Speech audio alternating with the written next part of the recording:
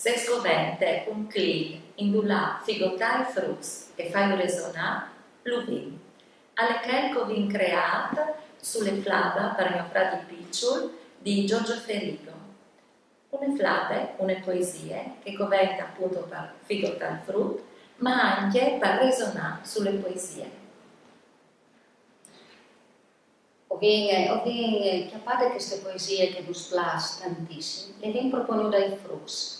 E ho scoperto che io ne vorrei donne al vissuto dai frus. I frus, infatti, le hanno sentito le flave di poesie, le hanno capite e hanno avuto piacere di scoprire le strutture che noi non abbiamo fatto conoscere.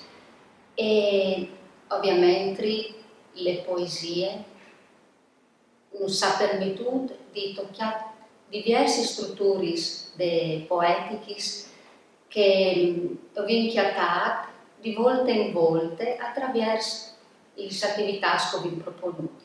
Ovviamente è indicate queste attività, queste linee indicate per frus che hanno le padronanze linguistiche, perché così arrivano a apprezzare sia il significato sia le strutture poetiche, che io ne vorrei bene.